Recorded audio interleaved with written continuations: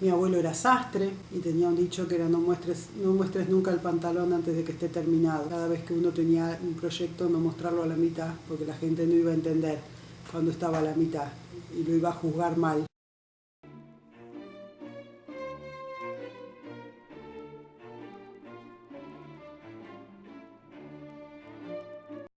Hola, soy Diana, soy la mamá de Elena, que está con este proyecto de recuperar las memorias familiares.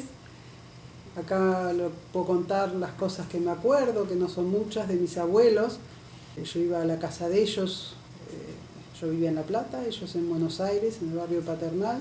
Íbamos una vez cada 15 días, los fines de semana a comer todos juntos. Lo que me acuerdo es de gente que hablaba un castellano raro. Mi abuelo hablaba mucho mejor que mi abuela, a mi abuela le costaba más. Y bueno, eran personas muy amables, amorosas, y yo me divertía mucho por ahí con los fallidos idiomáticos.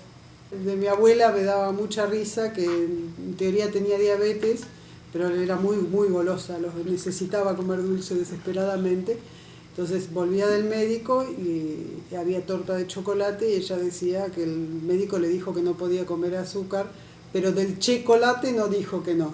Era muy dillemame, entonces se ocupaba de alimentarnos. Los fines de semana lo de los abuelos era comer, comer, comer y comer. Mi abuelo cantaba, le encantaba cantar a mi abuelo. En toda reunión, cada vez que podía y sacaba el disco de Caruso, se ponía a cantar y le gustaba cantar canciones que traían ellos de sus tradiciones, que yo no recuerdo, o arias de ópera, le encantaba la ópera. Y a mi abuela también, pero mi abuelo no la dejaba cantar, la hacía callar. Y resulta que con los años escuchamos tararear a mi abuela y cantaba muy lindo mi abuela. Cantaba Butterfly de Puccini, muy bonito.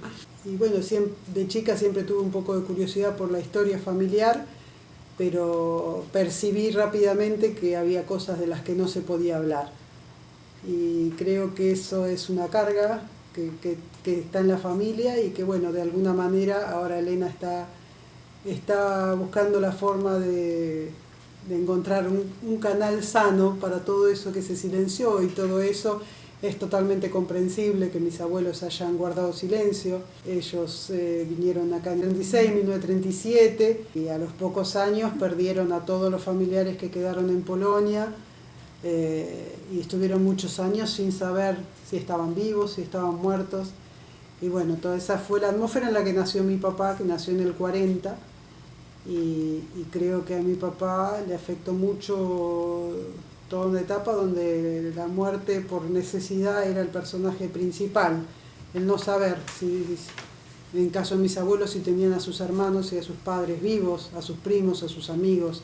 Vienen de un pueblo que quedó devastado por la guerra. Se mató la infancia de ellos, la adolescencia de ellos en esa guerra, y quedó truncada. Bueno, ese corte que permaneció en el silencio, creo que está ahora queriéndose encauzar y encontrando esta salida. A mí siempre me inquietó, pero en algún momento, bueno, con la vida uno va dejando pasar esas historias. Y bueno, cuando Elena tenía 11 años yo tuve la idea de regalarle el diario de Ana Frank, porque a mí me había conmovido a una edad parecida, y no sé si fue un acierto o un error, porque Elena tuvo así como un estallido de los ancestros adentro de ella, y desde entonces busca apasionadamente reconstruir esas historias. Mi papá no habla de ese pasado, ni mi tía sí, pero mi tía Berta resguarda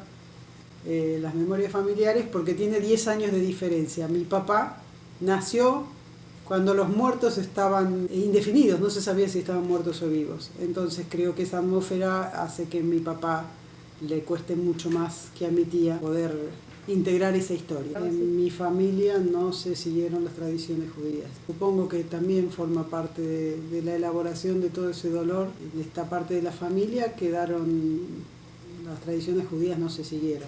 Yo no viví las tradiciones judías.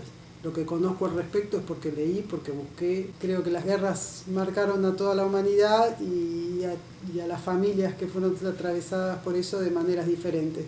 Con el silencio como personaje principal, con el dolor más que con el silencio. El silencio que para sobrevivir al dolor como personaje principal. Y bueno, creo que es un buen momento de reparar esas historias, de sanar esas historias y de crear historias nuevas donde todo eso no vuelva a pasar.